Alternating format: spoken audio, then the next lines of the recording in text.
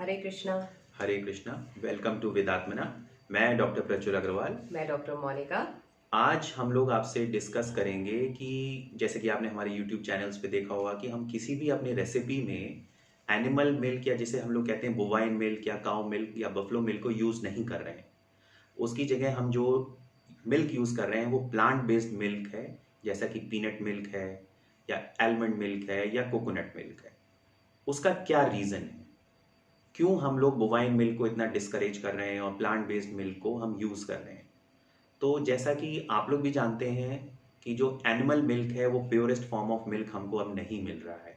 ये भगवान कृष्ण का अब ज़माना नहीं है, ये कलयुग है। इसमें जो मिल्क हमको मिलता है बहुत ही ज़्यादा एडल्ट्रेटेड होता है।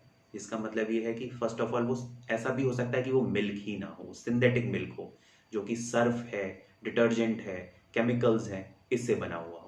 और इन केस अगर वो मिल्क भी है तो ऐसा हो सकता है कि उसमें कुछ इस तरीके के प्रिजर्वेटिव्स डाले गए हों, या फिर ऐसा भी होता है कि उसको गाढ़ा करने के लिए कंडेंस्ड मिल्क या मिल्क पाउडर डाला जाता है जो कि नेचुरल फॉर्म ऑफ मिल्क से नहीं बना है, या फिर उसमें हॉर्मोन्स होते हैं, एंटीबायोटिक्स होते हैं। अभी हॉर्मोन्स और एंटीबायोटिक मिल्क में कहाँ से आए, आप ये सोचेंगे।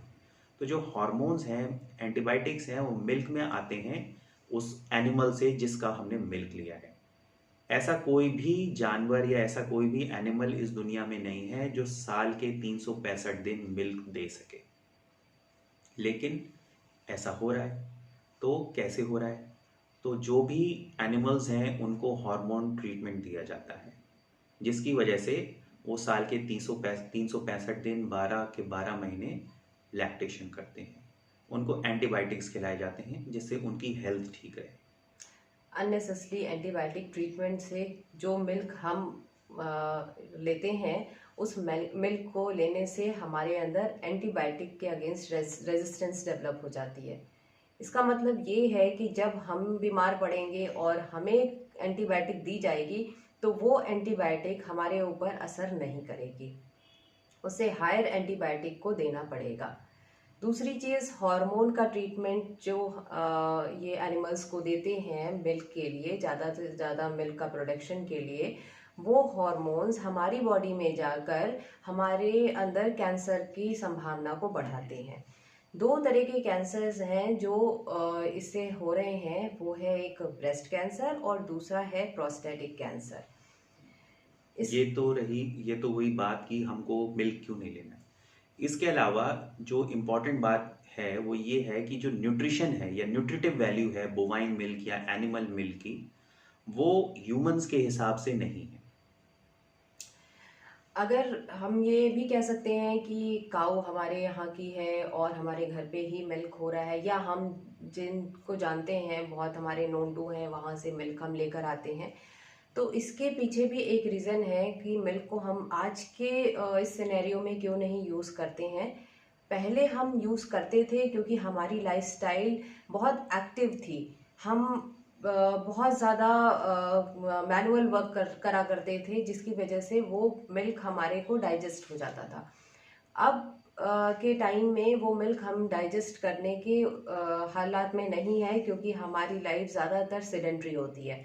हमारा पूरा दिन बैठ के जाता है, या फिर हम बहुत ज़्यादा मैनुअल वर्क में नहीं इन्वॉल्व होते हैं, तो वो जो मिल्क है वो हमारे लिए बहुत हैवी होता है, हम डाइजेस्ट नहीं कर सकते हैं। हाँ, बच्चों को हम दे सकते हैं, एथलीट्स ले सकते हैं, लेकिन वो भी बहुत कम क्वांटिटी में।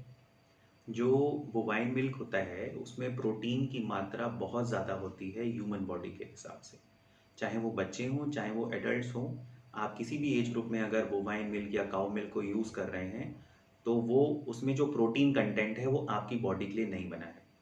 जैसा कि आपको भी पता है कि जैसे उसमें प्रोटीन कंटेंट इतना ज़्यादा क्यों है, वो क्योंकि काऊ के लिए बना है, आप ह्यूमंस के लिए नहीं बना है।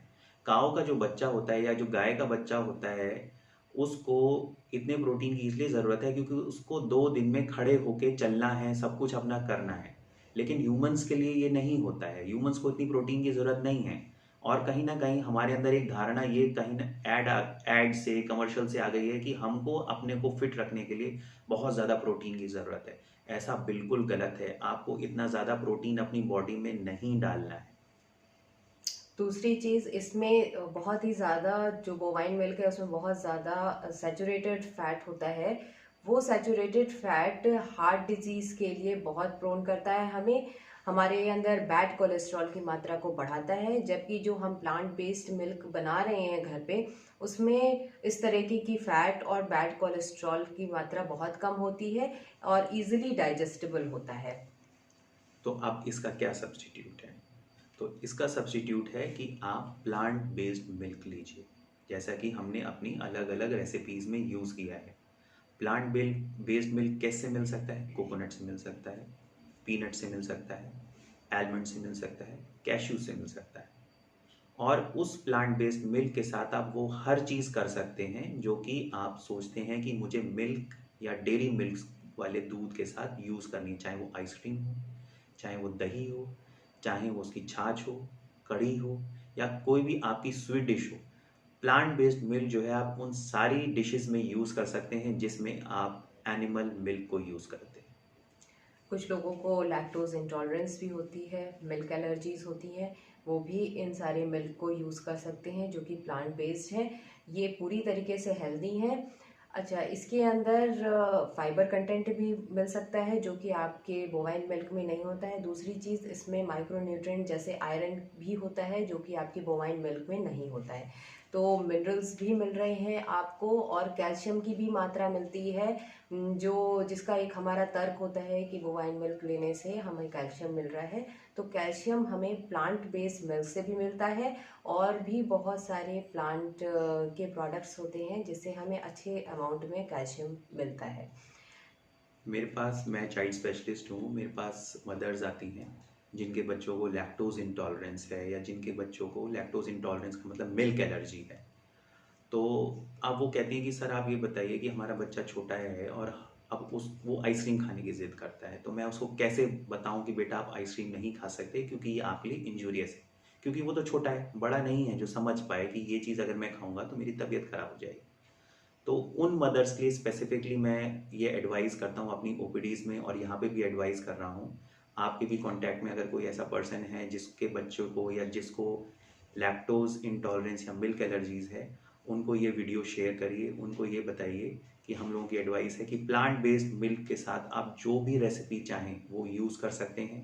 इन केस अगर आपको नहीं समझ में आ रहा है उसको कैसे यूज़ करना है, हमारे वेदांतना के यूट्यूब चैनल्स पे बहुत सारी ऐसी रेसिपीज़ हैं, चाहे वो आइसक्रीम हो, चाहे वो स्वीट डिशेज़ हों, लड्डूज़ हों, और दही हो, या फिर छाछ हो, जो कि हम लोगों ने शेयर करी हैं, और जो कि लैक्टोज इंटॉलरेंस या मिल्क एलर्जी वाले जो लोग हैं, मैं उनको पेशेंट्स नहीं बोलता हूँ क्योंकि वो भी ह्यूमन पीपल हैं, जो लोग हैं उसको यूज़ कर सकते हैं, रेलिश कर सकते हैं। बच्चों को आप इस मिल्क की, एनिमल मिल्क की जगह जो प्लांट बेस्ड मिल्क है उसकी आइसक्रीम बना के खिलाइए। उनको ये कहीं ना कहीं अपने दिल में भावना मत आने दीजिए कि मैं ये चीज़ नहीं खा सकता, मैं बैकफुट में हूँ, मेरे लिए आइसक्रीम्स नहीं बनी। आइसक्रीम्स उनके लिए भी बनी है, दही वो भी खा सकते हैं, बस प्लांट बेस्ड मिल्क का, और इक्वली टेस्टी होता है, ये मैं आपको एश्योर करता हूँ। Thank you. हरे हरे कृष्णा। कृष्णा।